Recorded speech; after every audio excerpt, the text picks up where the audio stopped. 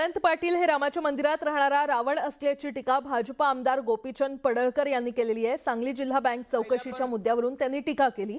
गेल्या काही दिवसांपासून पडळकर सातत्याने जयंत पाटलांवर टीका करतायत। आज पुन्हा एकदा त्यांनी पाटलांवर निशाणा साधलाय।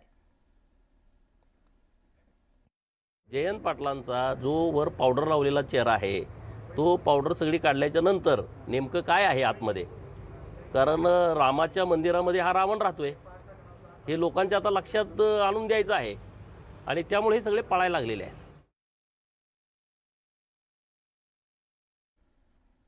पुन्हा एकदा बातम्या वेगवान स्वरूपात। नीट पेपर फुटी प्रकरणात आरसीसी कोचिंग क्लासचे शिवराज मोटेगावकर सीबीआयच्या ताब्यात असतानाच दुसरीकडे विद्यार्थ्यांसाठी आरसीसी कॅम्पसमध्ये सराव परीक्षांचं आयोजन करण्यात आलंय। रीनीट परीक्षेच्या पार्श्वभूमीवर विद्यार्थ्यांचा अभ्यासाचा सराव कायम राहावा आणि शैक्षणिक नुकसान टाळावं यासाठी हा निर्णय घेण्यात आल्याची माहिती समोर आली आहे।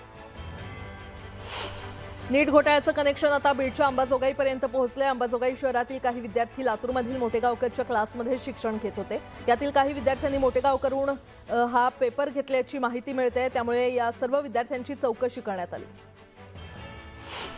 बीडमध्ये नीट पेपर फुटीच्या निषेधार्थ विद्यार्थ्यांनी आंदोलन केलं। घोटाळ्यातील आरोपी मोटेगावकर आणि कुलकर्णींच्या फोटोंसमोर नोटा उधळत प्रतिकात्मक पुतळ्याचं दहन करण्यात आलं। या संपूर्ण प्रकरणाची सखोल चौकशी करून संबंधितांवर कठोर कारवाई करावी अशी मागणी यावेळी करण्यात आली। संपूर्ण राज्यभर गाजलेल्या बदलापूर स्त्रीबीज तस्करी प्रकरणात पोलिसांनी मोठी कारवाई केलेली आहे। सत्र न्यायालयामध्ये तब्बल 5000 पानांचं दोषारोपपत्र दाखल केलंय। या प्रकरणात 5 डॉक्टरांसह एकूण 15 आरोपींवर गुन्हे दाखल करण्यात आले असून 8 जणांना अटक करण्यात आली आहे।